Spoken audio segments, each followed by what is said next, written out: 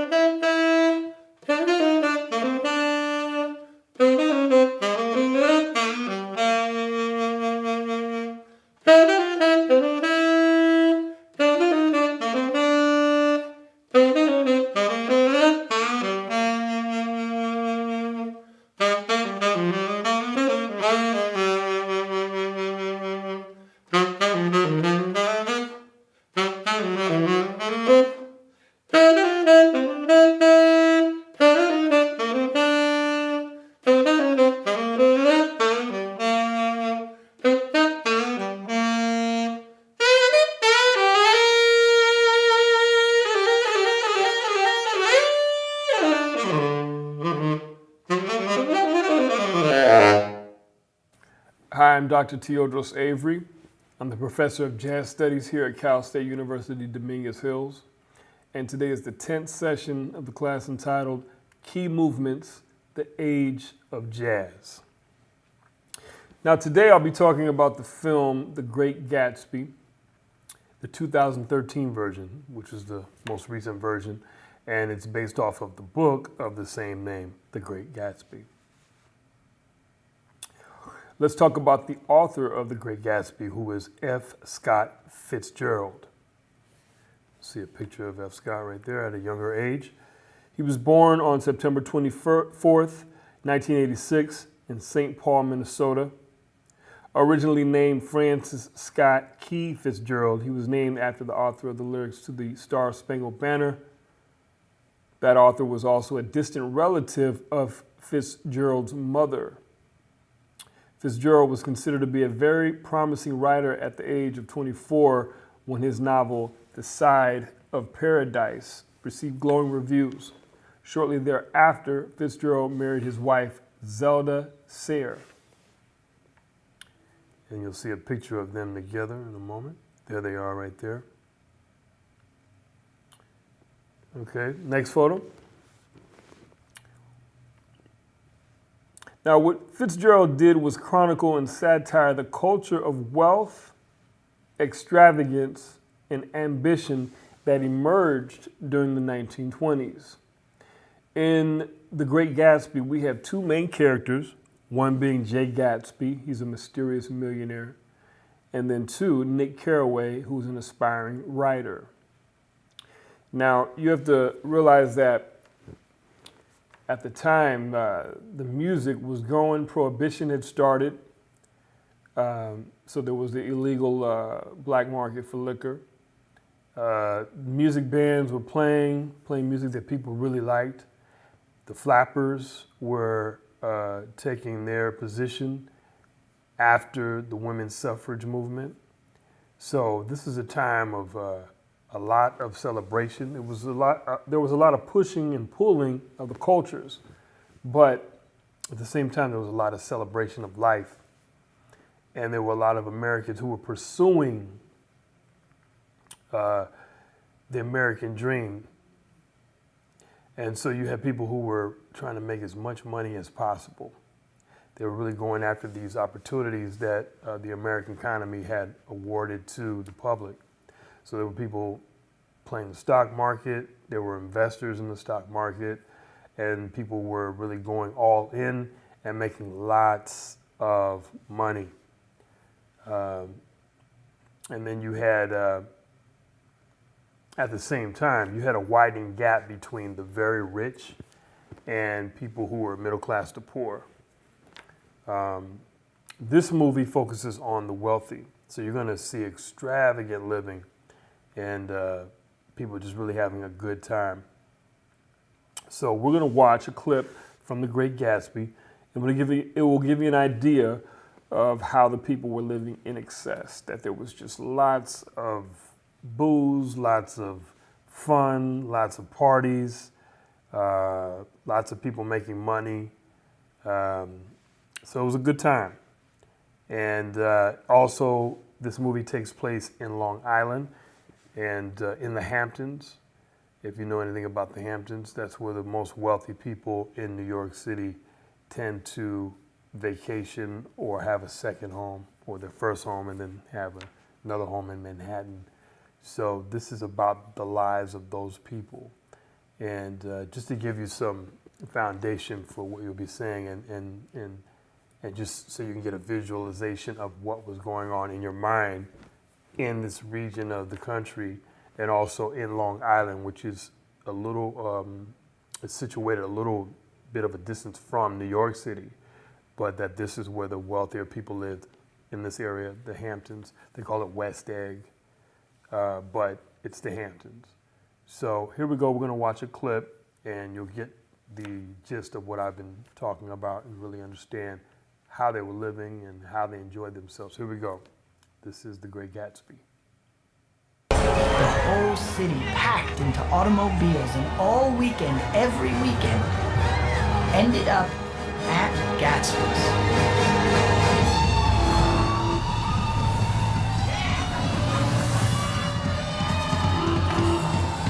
And I mean everyone, from every walk of life, from every corner of New York City.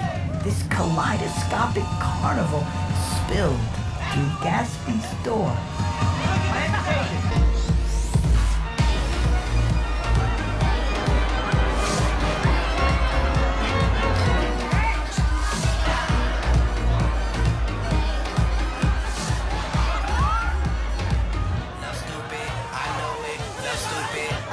Caravansary of billionaire Playboy publishers and their blonde nurses. Heiresses comparing inheritances on Gatsby's beach. My boss, Walter Chase, losing money at the roulette tables. Gossip columnists alongside gangsters and governors exchanging telephone numbers. Film stars, Broadway directors, morality protectors, high school defectors, and Ewing Clipspringer, dubious descendant of Beethoven.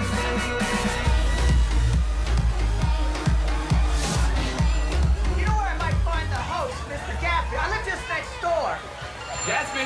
I've never seen Mr. Gatsby, sir. Why, no one has. Alone and a little embarrassed, I decided to get roaring drunk.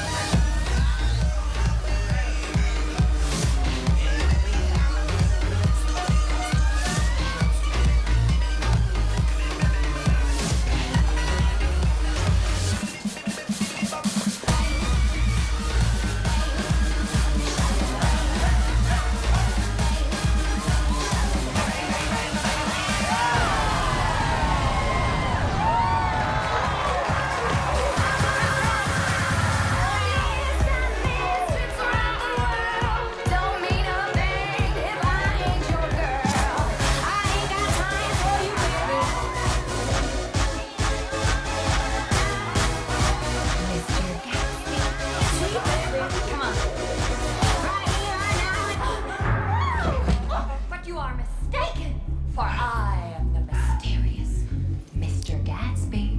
You won't find him. But Mr. Gatsby doesn't exist. Philly, I've met him. Really? Are you ready?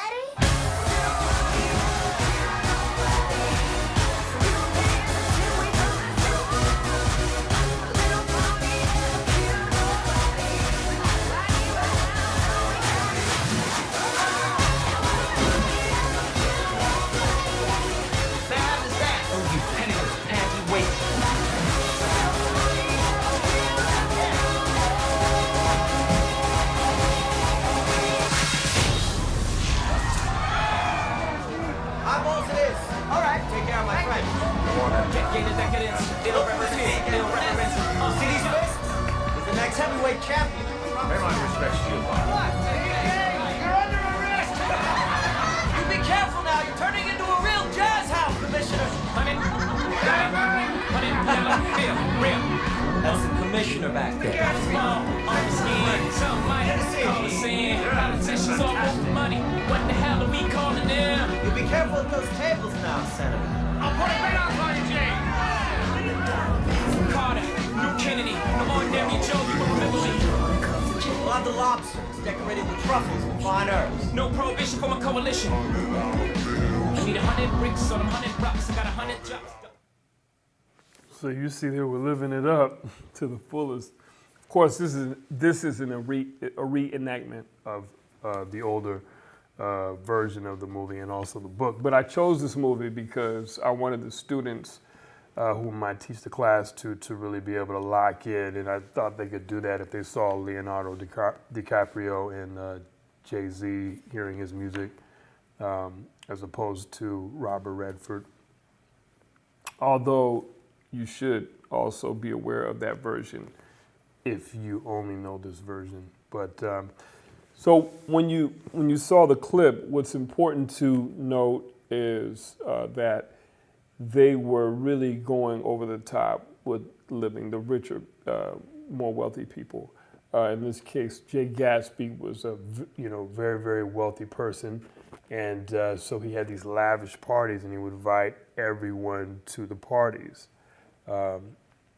This is fiction, but it's based around the lifestyles that they were living at the time. So you see all kinds of characters at the parties that you probably wouldn't expect to be partying with each other. But he was at a lot of these parties with his wife, and he was viewing these parties. So I don't think that is far-fetched to assume that he's pretty spot on with the different people who are attending the same parties who should not be attending the same party, if you know what I mean. But now, I hope you noticed that the women were dressed as flappers. They were dressed in the French-style dresses, and they had the bob haircuts.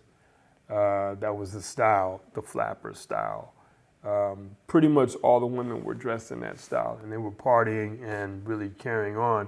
And what you want to really check out is that they were totally different from their parents, that this kind of living was not really seen before the 1920s, that people were really reserved morally and in terms of just how they carried themselves. I mean, these people were really living their lives to the fullest and didn't really care about what foundations or what axioms have been laid down by their parents. Right? This was about like living life right now. You know, this is the American dream we're going for. We're making money, we're spending money, and really just trying to enjoy it. Also, this is during Prohibition, and liquor ended up being cheaper on the black market than it was when it was not illegal to buy. So when you mix in liquor at a fraction of the cost of what it used to be, then people are going to party even more. They're going to drink even more because it's less expensive to do so. So as you saw, you know, everyone was feeling toasty, right? So you get an idea that the liquor was flowing pretty fluidly, I'll say, pretty consistently. So also you're looking at a mansion in the Hamptons, extremely huge, wealth beyond, most people's imaginations. And so F. Scott Fitzgerald was going to a lot of these parties, and what he said about the time was that it was just iniquitous. I mean, people were just going all in and didn't really care about what the consequences were. So he really wanted to capture that lifestyle and that way of thinking during the 1920s, and he really did with his book. But that you want to understand that this was a deviation away from American culture of the past, that they were going to something new. And they really wanted to feel carefree. They wanted to enjoy themselves and not have to feel guilty about it later, as in the past. And they just really wanted to enjoy that. Now, there is also use of music from the time, in this film in particular, from that time period. In this next clip, I'm going to show you, you're going to hear Gershwin's music, George Gershwin's Rhapsody in Blue, and that was he was one of the premier composers of that time. We talked about him a couple weeks ago, and I spoke about how influential he was, and that he was a genius, George Gershwin, and that his music was highly influential during the time. So now we're going to look at another clip. Actually, first we're going to look at a clip of, listen to a clip of George Gershwin's Rhapsody in Blue. So you're just going to hear it. Then you're going to see what they did with that song and how they combine it with a scene, and you'll see how they used it to accentuate a visual scene in the movie. So first we're going to hear the clip. This is George Gershwin's Rhapsody in Blue. So let's listen to it.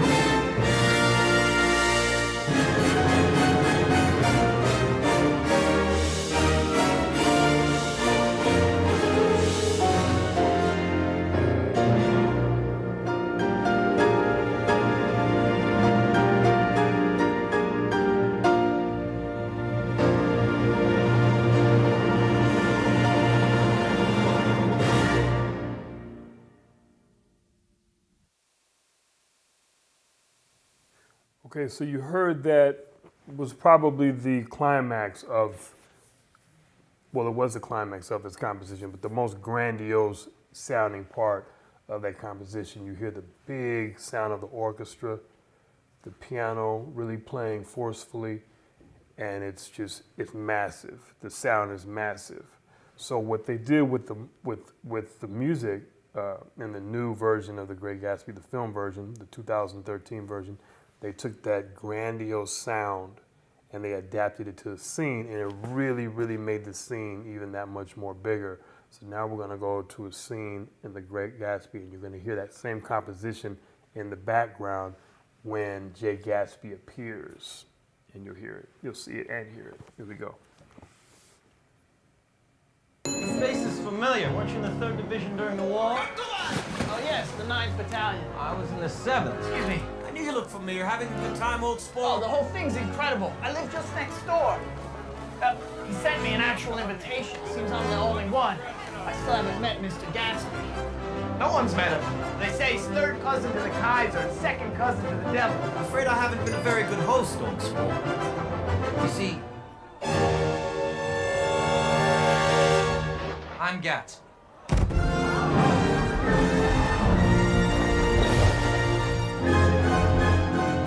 His smile was one of those rare smiles that you may come across 4 or 5 times in life. So you heard the composition at the end when he put his drink up. And that just gives you a real idea of how grandiose this time period was and how the music reflected those times, right? And then the film took that sound and gave it to a visualization, a visual moment, and really expanded that. Now, at the same time, there were a lot of different issues in character. Not all of the characters were perfect, and you will see that some of them are conflicted. Now, what I'm going to have now, there's a psychoanalyst his name is Dr. Jared DeFife. He went through and analyzed the different characters, and he's going to speak about Jay Gatsby in particular, and that's just going to allow you to have some different ideas about what you're saying, because you could just look at everything and feel like, wow, this is such a, a happy time. Everybody has money and everything's just great and perfect. But then he goes through and then he analyzes it based off of his knowledge of psychology. And you can relate that back to Sigmund Freud, who we spoke about a few weeks ago. And this process of being able to analyze the situation is directly related to Sigmund Freud. And I pointed out that during this time, Sigmund Freud emerged. So psychoanalysis is now being used to analyze film about the period of which psychoanalysis came out of. So here we're going to watch this man talk about a psychoanalysis of The Great Gatsby. Here we go. This program is brought to you by Emory University. Gatsby, he had a grand vision for his life since he was a boy. I'm gonna fix things just the way they were before. Just you and me. No amount of fire could challenge the fairy tale he had stored up in his heart.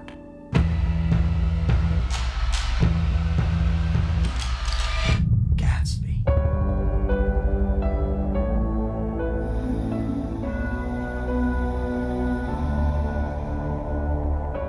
The question that everybody is interested in is, who is this Gatsby fella? Who is the millionaire playboy next door?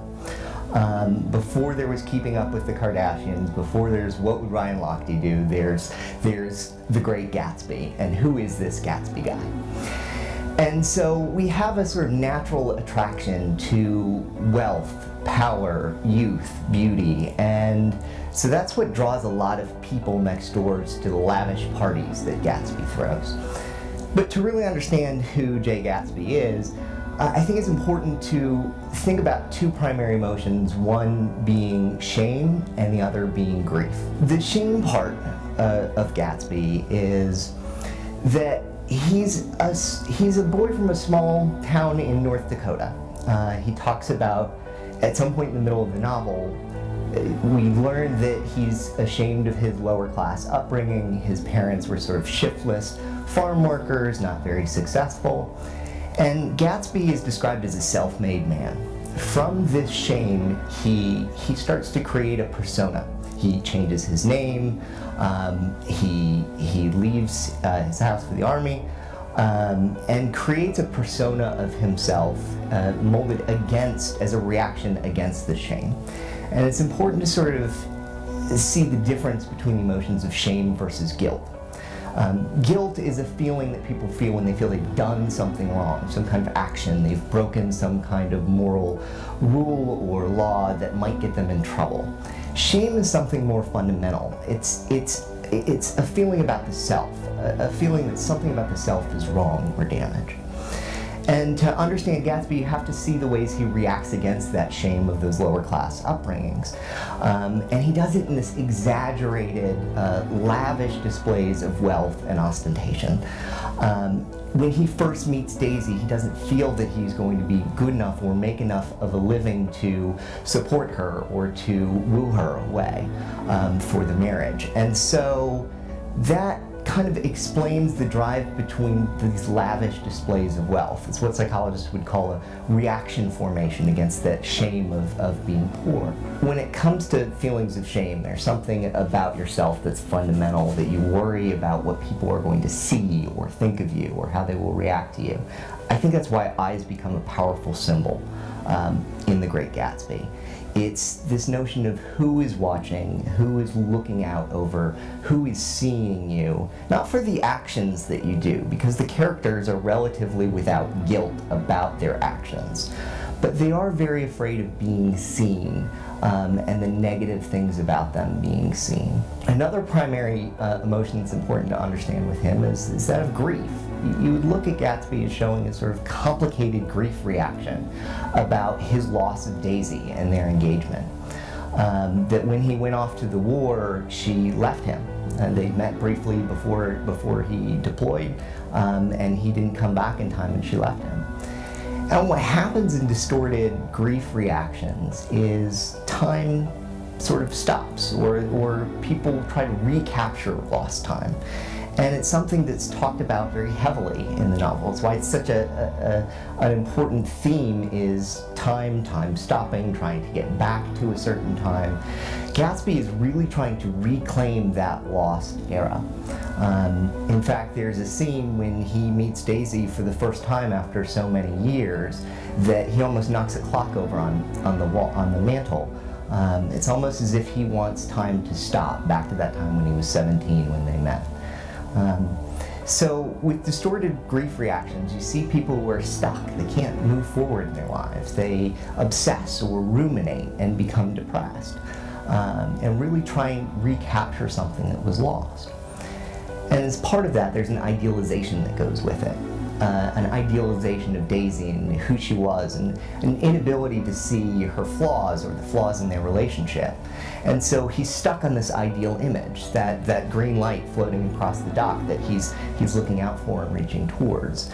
But the more he tries to get back to that time, the more he can't recapture it. He can't rebuild the life that once was.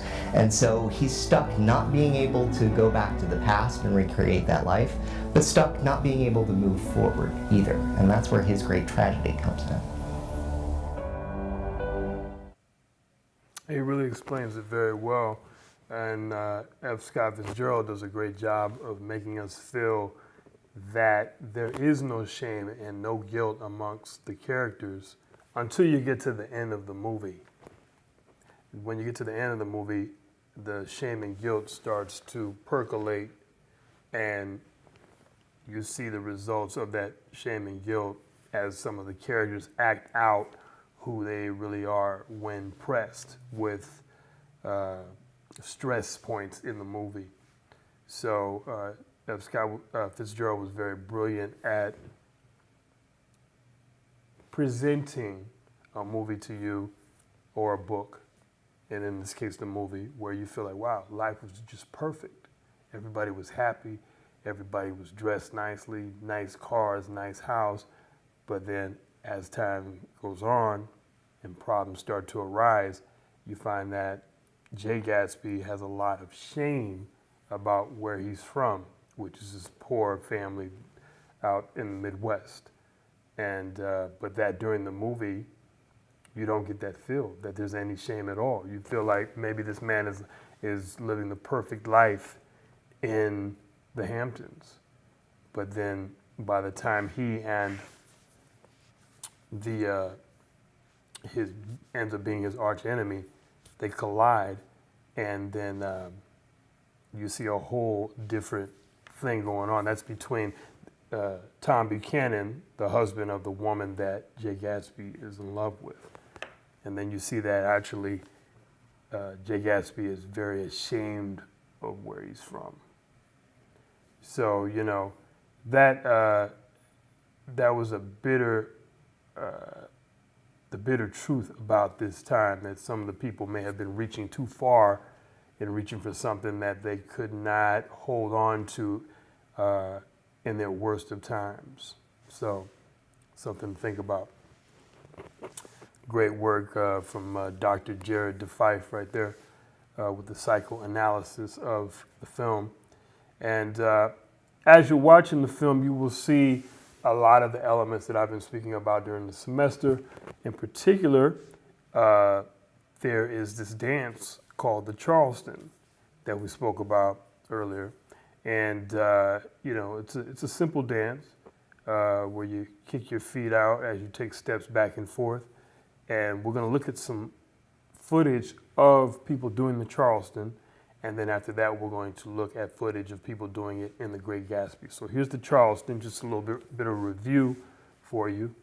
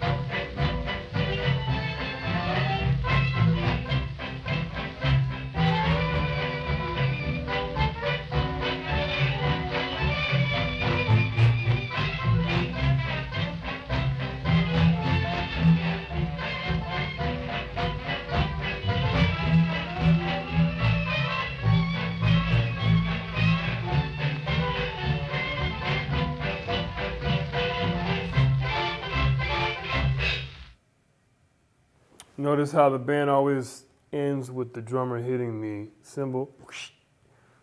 I thought that was kind of funny. Da-da-da-da-da-da, you know. Drummers don't end songs like that anymore, thank God. Or the rest of the band would throw something at them. But yeah, that was like a cliche back then. Anyways, now we're gonna look at the same dance in The Great Gatsby. So see if you can identify the dance. You'll see a lot of the same elements. This time you'll see a man and a woman doing it. Here we go. Chat later, old sport. All right. Clip Springer. You must be awake. Shall we?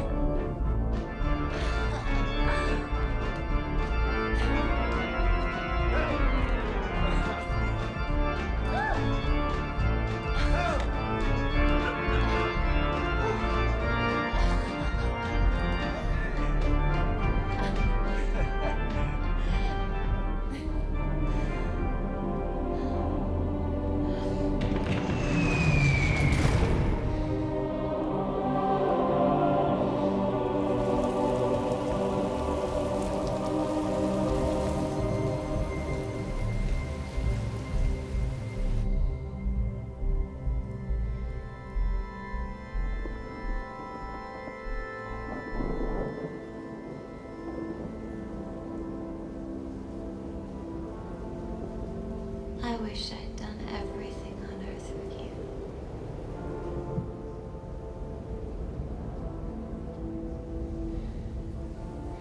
All my life. I wish it could always be like this.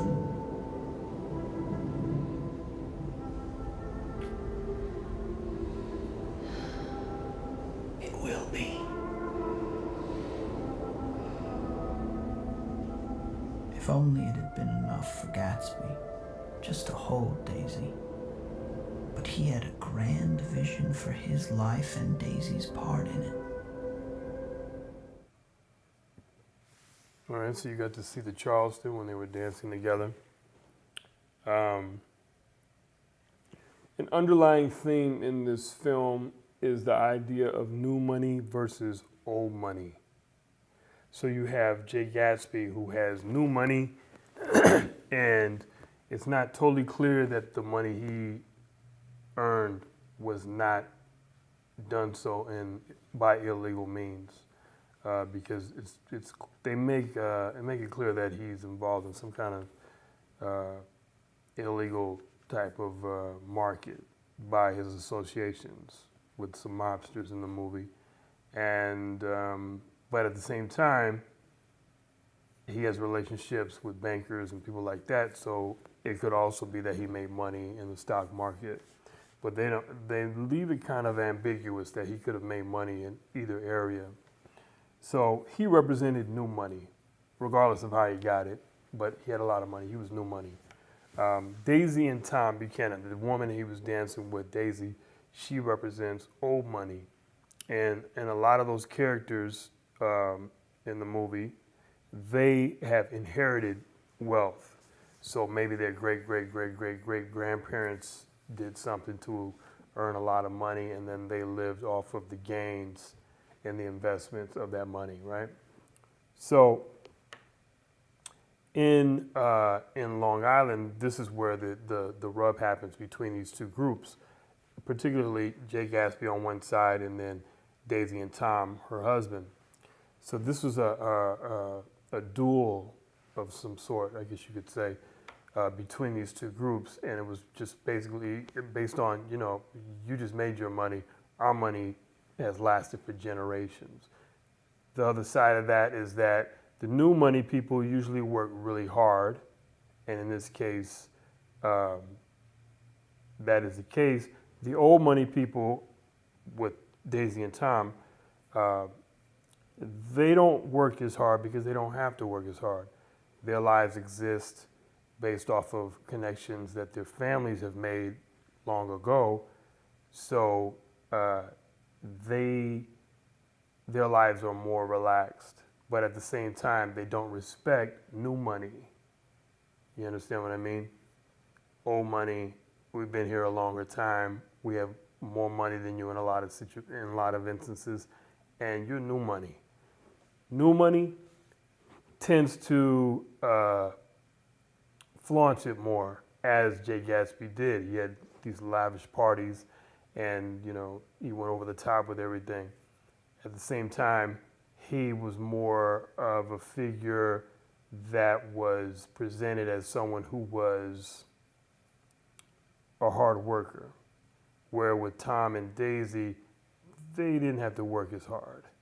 So when you watch these three characters in the film, you'll get that feeling. You never really hear about, or you never see Tom making any moves towards making money because his money's made. Where with Jay Gatsby, he has his assistants whispering into his ear, so-and-so is on the phone, they like to speak to you, he's making deals. So at the same time, my point is that these two groups did not like each other and that there was a struggle between the two groups. And that is part of the reason why Jay Gatsby constantly was trying to prove himself to everybody by spending a lot of money, by having these huge parties, by just going over the top with everything, because he was trying to prove himself to be accepted by old money, to be respected, okay? Now, if I can give you a modern day example of this kind of relationship or this kind of duel between the two groups, I'd say take someone like Andrew Carnegie. You'll see his picture right here. Okay, so Andrew Carnegie was the leader of the American steel industry. His estate is worth about $350 billion.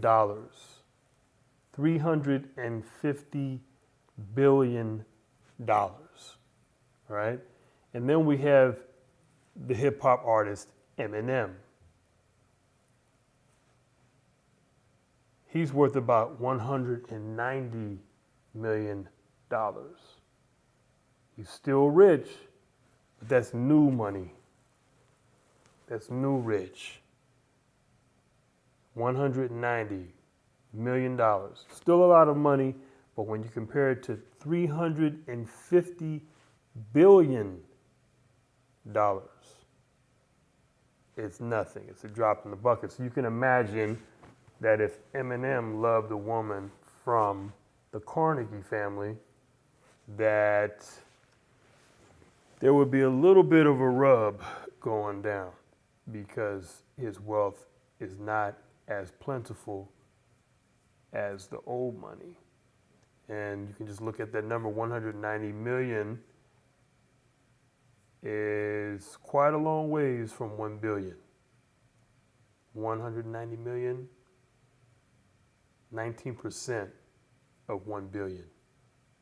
Carnegie has 350 of those 1,000 millions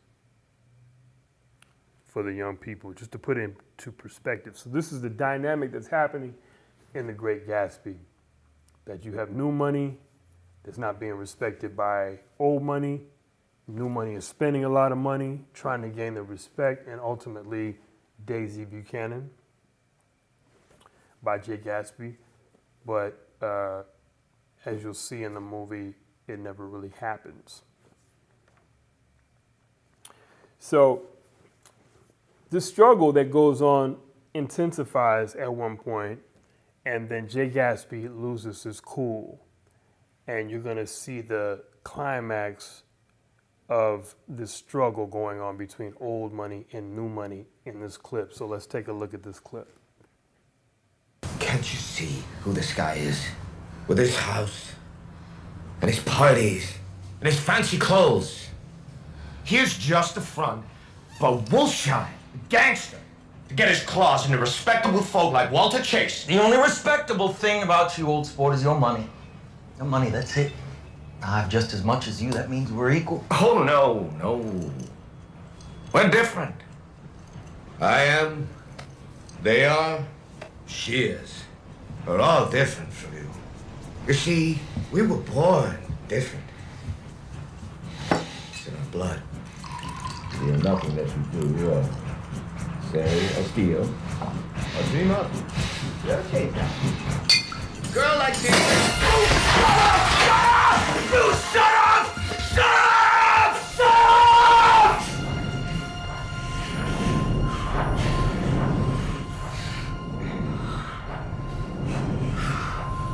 Gatsby looked in that moment as if he had killed a man.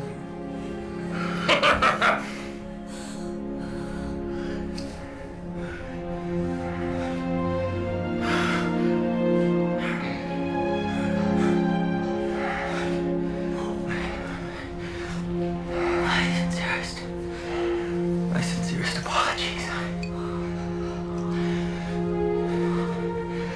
I seem to have lost my temper. That's right, Mr. Gatsby. Show us some of those fine Oxford manners. So you can see the relationship intensified as Tom Buchanan, the huskier guy, pointed out that Jay Gatsby was not actually from money. And it was revealed that he came from a poor background. And so Jay Gatsby lost it.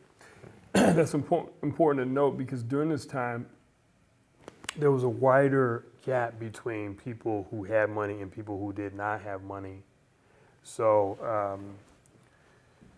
that was really a way to kind of chronicle some of that pain that he felt, because he had came out of poverty, he gained a lot of money, but at the same time, he was not respected as being a wealthy person. And this same kind of classism existed during the war, that people from World War I had gained a lot of money from being involved in the industry of making money from the war. And I spoke about this a few weeks ago. And then you had people who had no way of getting to that wealth at all, that they were middle class or poor, and that they just would never get to it. Here, Jay Gatsby actually gets to that wealth and is able to pull himself out of poverty, but at the end of the day, he was not respected because he did not come from that. So that's a struggle that exists in The Great Gatsby. And also, Nick Carraway, his friend, the writer, has to deal with some of this as well in regards to having access to a woman from the upper crust of society. So look at this clip, and even he has to deal with it. Although it does not become a theme in the movie or a point of pain, he does have to deal with it. So here we go. The world and accompanying fireworks! Come on, Nick. Look around. poor boys. She's mine. The face is familiar. Weren't you in the 3rd Division during the war? Oh, yes, the 9th Battalion. I was in the 7th. Excuse me. I knew you looked familiar. Having a good time, old Oh, sport? the whole thing's incredible. I live just next door. He sent me an actual invitation. Seems I'm the only one. I still haven't met Mr. Gatsby. No one's met him. They say he's 3rd cousin to the Kaiser and 2nd cousin to the devil. I'm afraid I haven't been a very good host, old sport. You see, I'm Gat.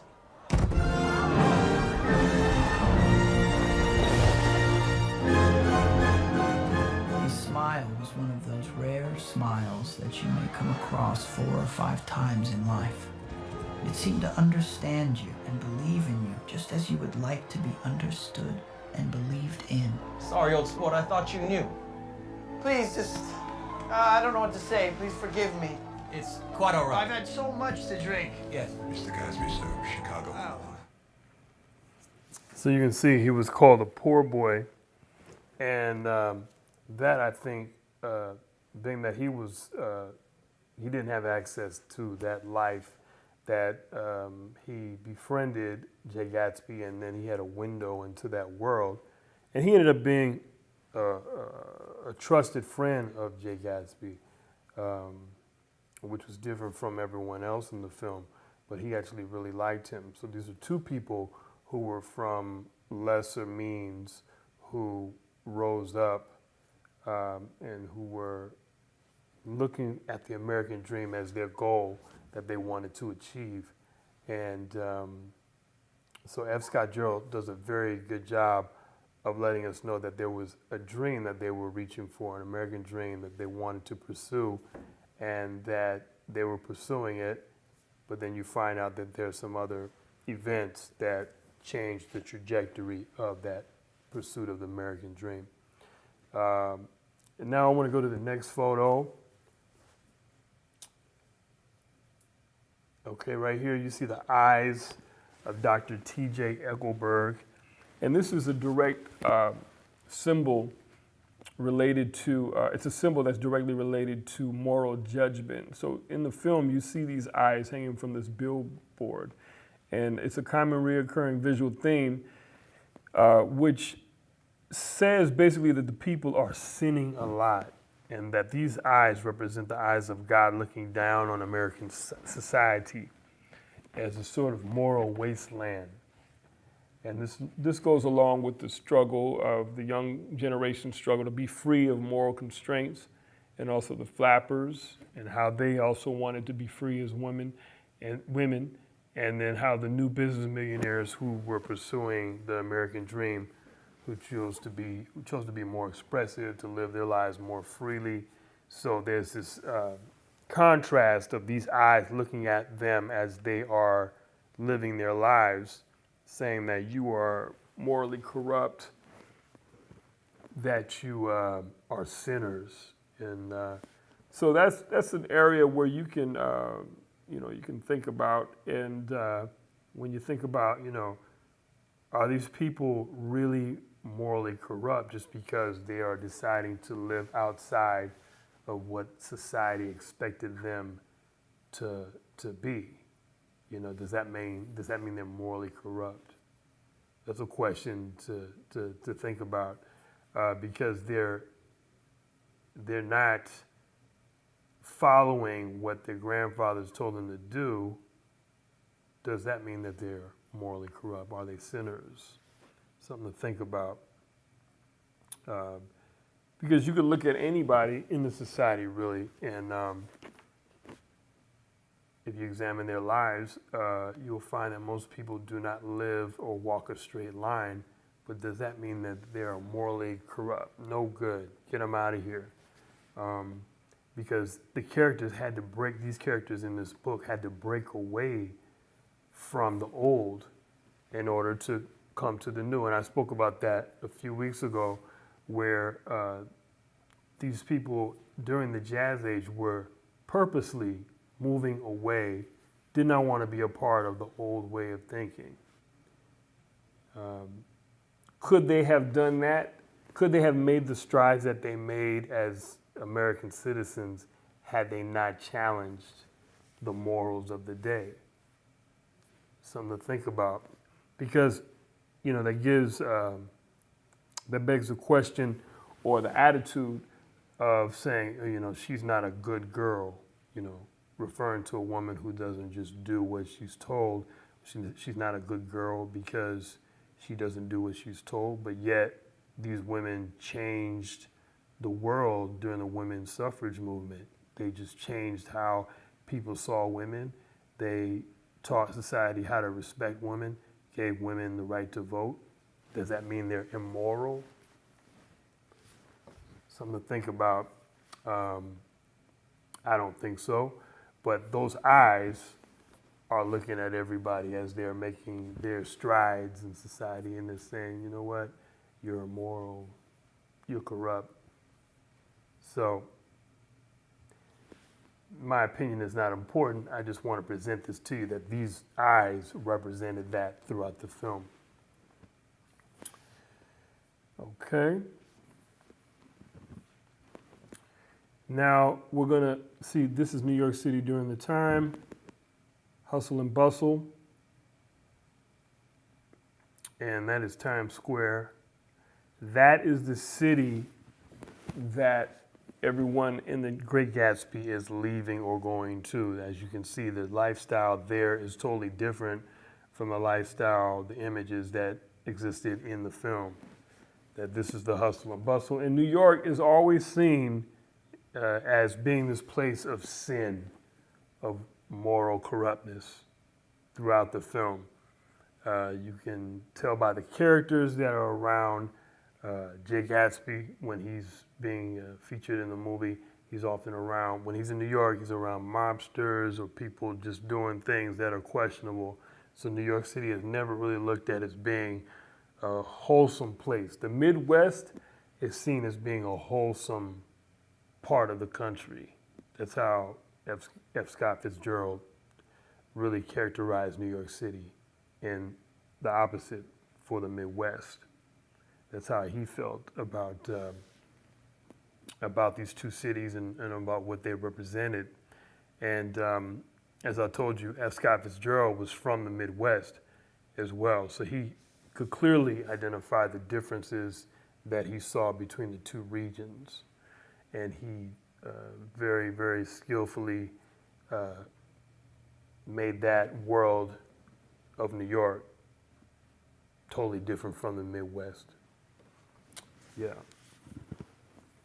Okay, so at this point, I'm going to leave you with the final scene from The Great Gatsby. And this is probably the saddest part of the movie, because at this point, Jay Gatsby has been killed, and there is a funeral, but no one shows up to the funeral. Not even the woman that he was in love with during the whole movie. She didn't send flowers or anything. And at this point, Nick Carraway is realizing that he was Jay Gatsby's only friend, and that he was the only one that cared for him. So all those people that you see in the dance scenes and everything, none of those people are in the last scene. And so that just kind of shows that F. Scott Fitzgerald felt that a lot of the people who were partying and carrying on were self-centered, that at the end of the day, they only cared about themselves. This is what he's saying in the movie. And then that kind of begs to wonder if the eyes of Dr. T.J. Eckleburg were in fact right or wrong, because no one's at this man's funeral, and you would think that somebody would show up and at least say, hey, he used to throw the best parties or whatever, but no one does. It's just Nick Carraway and Jay Gatsby. So we're going to look at this scene now. Here we go. Last scene.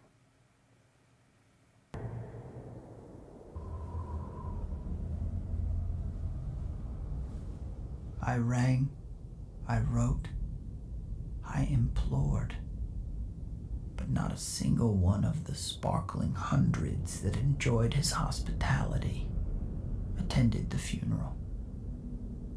And from Daisy, Not even a flower. I was all he had. The only one who cared.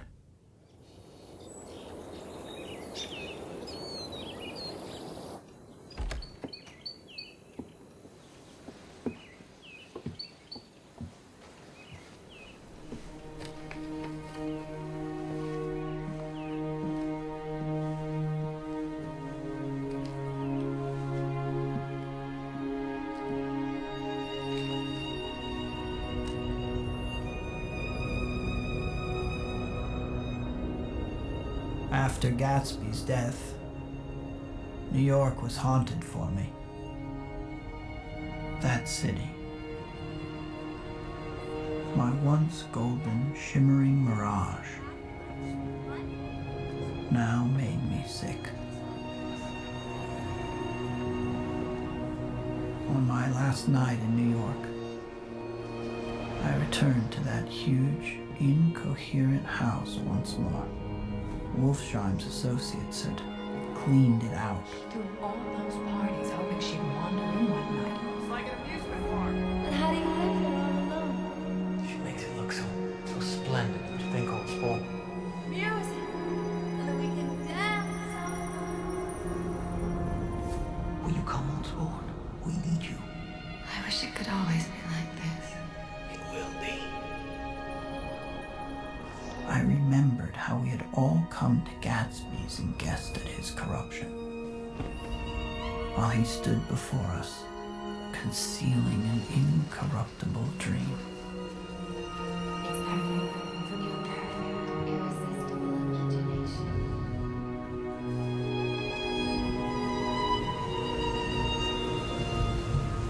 The moon rose higher, and as I stood there brooding on the old, unknown world, I thought of Gatsby's wonder when he first picked out the green light at the end of Daisy's dock.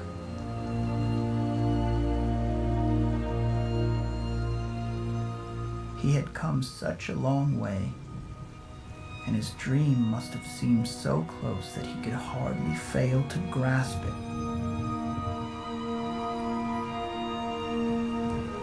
But he did not know that it was already behind him. Gatsby believed in the green light, the orgastic future that year by year recedes before us. It eluded us then, but that's no matter. Tomorrow we will run faster, stretch out our arms farther, and one fine morning, so we beat on, boats against the current, borne back ceaselessly into the past.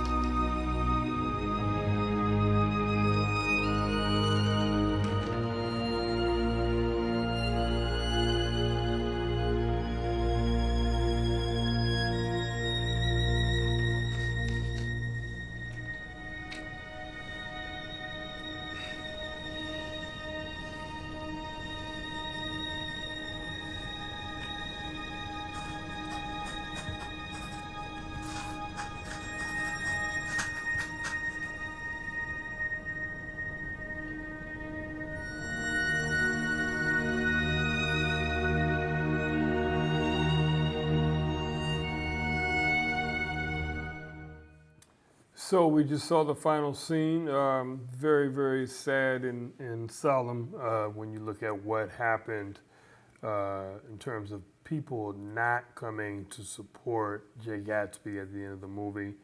And F. Scott Fitzgerald did a really magnificent job at writing a decrescendo to such a vibrant lifestyle that they lived.